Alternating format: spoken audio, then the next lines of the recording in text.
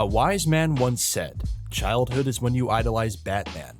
Adulthood is when you realize the Joker makes more sense." There are enough Luke Skywalkers and Frodos in the world already. What we really need is a character who brings that morally gray area everyone talks about as close to black as humanly possible. For evidence, look no further than to the last 10 years or so of television success stories like The Sopranos, You, Breaking Bad, and so on. All of these shows feature a protagonist on a spectrum of intentions and actions by way of character development and character arc. This spectrum is my own invention that I call the Protagonist Alignment Chart. All the characters I want to talk about today are anti-protagonists. They are flawed individuals with complicated motivations and varying degrees of power in contrast to traditional heroic characters. Unlike a true hero, some of these protagonists never improve at all, with many of them becoming more twisted and irredeemable as they are developed. And the picture they paint on the Protagonist Alignment Chart is pretty dramatic.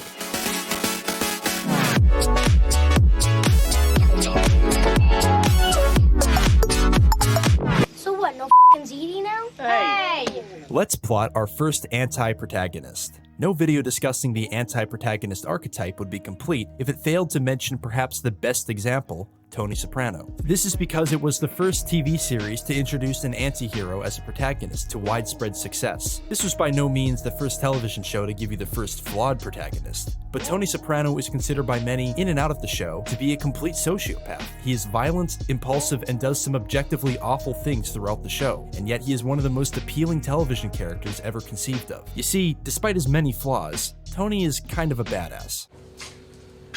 To the victor belongs the spoils. Why don't you get the out of here before I shove your quotations book up your fat ass? But Tony is not just a terrible person who does cool things. The beauty of his character's writing is Tony's ability to actually make you pity him. When we see Tony suffer a loss of some kind or have an emotional moment, we briefly forget that he cheats on his wife and names people for a living. This is a recurring theme that you will see with all the best anti-protagonists, because a story that really pulls you in gets you to sympathize with not only the character, but their actions and motivations as well. Even if we don't necessarily agree with what they are doing, we can empathize with them, which ironically is something that sociopaths are incapable of. Tony Soprano does not change dramatically during the series. It's only towards the end of the series that we see the constant stress of being a boss begin to wear on him and the few values that he lives by. For that reason, I think Tony sits comfortably in the villain half of my chart. He's a mob boss, for crying out loud. There's no chance that he can be considered any kind of hero. I do think he is largely sympathetic, as his values extend beyond obtaining as much money and power for himself as possible.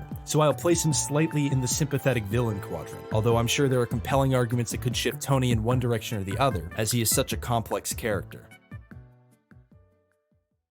Next, let's talk about a character whose head we really get into, Joe Goldberg of You. You took a bold risk. Not only does the show feature a narcissistic murderer, but it delivers the story by way of his own thoughts. The controllingness exhibited by Joe throughout the series is mirrored in this way. Like many of the characters, we are trapped with Joe whether we like it or not. The show seems to have a goal of making you ask tougher questions about yourself than Joe, however. There are almost entire episodes and scenes where Joe is acting like a normal person, even better than a normal person at times. In Season 1, he comforts Paco and provides refuge from his abusive home environment, and in Season 2, he protects Ellie from Chris D'Elia's Henderson character before he Chris D'Elia's her. Well, hold on a second. How did it come out? Like, how did they... The boy's mother ended up finding it. Finding it? What do you mean? It doesn't, Snapchat goes away, right? How they... He probably saved it. You can screen record, take screenshots. Joe Goldberg also understands that he can't force people to like him, at least not directly. As we find out in Season 2, Joe learned a long time ago that there has to be some degree of organicness to the relationships that you form. While he gains information about whomever he is interested in by spying on them, his manipulation of the person herself has to be a lot more devious. Although when it comes to other characters, Joe's principles do not extend quite as far. Even then, he tries his best not to harm them, so long as they don't get in the way of his goal. What's interesting about these accessory characters is that they are deeply flawed people too. All of them lie to others and even themselves. This is partially because the women he seeks tend to be in dull situations. Beck is a struggling writer in New York who can't admit to herself that she is just as mediocre as everyone else. As a result, she misrepresents herself to others on social media, trying to come across as a girl who is just living her best life. But then again, so does everyone. The entire point of social media is to literally enhance your appearance to look better to others. These are just human traits, and as much as Joe would hate to admit it, he's guilty of the exact same thing. He may not post incessantly about how chipper he is, but he isn't shy to use social media or the information he learns about Beck or Love to tailor himself to be the perfect match.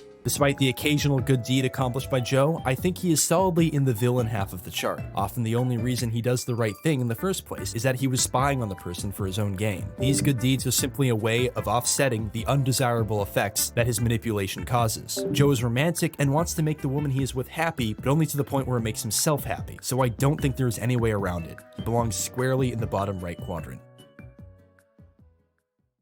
Despite widely being regarded as a good show, Hannibal is probably one of the least watched shows on here, so I won't spend too much time discussing it. Essentially, it's a prequel to The Silence of the Lambs, but it takes place in modern day, which might be a little confusing, but whatever. Hannibal Lecter is a psychiatrist who happens to be a closeted cannibalistic serial killer. This makes him a valuable asset to the FBI's behavioral science unit as they try to track down other serial killers with the help of Will Graham, whose overly empathetic mind helps him get inside the heads and motivations of the killers. Hannibal's character is pretty static throughout the series. He adheres strictly to his warped principles with little interest in improving himself, even as more characters become suspicious of him. He is solidly an irredeemable villain. His character appeal comes from his style and Mickelson's incredible acting, not at all from his actions. He's much more interested in conditioning Will Graham to be more like himself because he sees great potential. And on that note, while I think that Will is a heroic character, as the series progresses and Hannibal's manipulation takes hold, he crosses into anti-hero territory.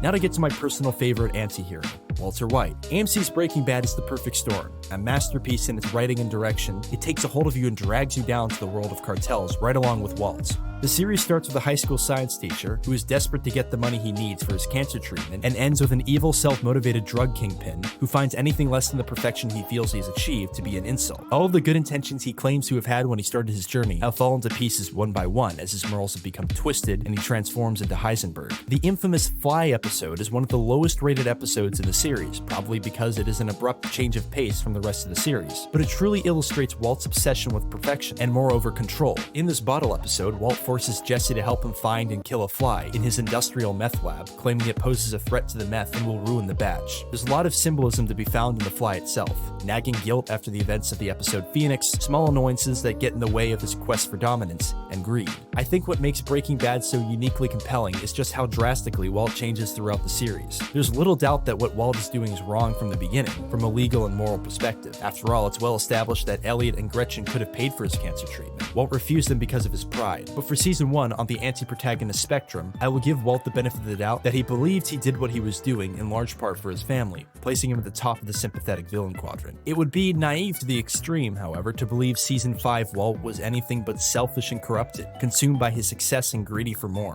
whatever and whomever the cost. For most of this season, Walt is an irredeemable villain. It's difficult to tell exactly what brought this trend of anti-protagonists to light. It could simply have been boredom, a change from the routine true hero archetype. But I also think it was a recognition of what people care about, and that protagonists need motivations that go beyond serving the greater good. And as much as we may choose to ignore it, it's significantly easier to do the wrong thing than the right thing. And it's only when a character is doing something wrong that we are forced to come to grips with their motivations and to understand them. Anyway, let me know what you think of the ranking. It's pretty hard to condense multiple seasons of an entire character down to a singular point on a chart, so pretty much everything here is up for debate.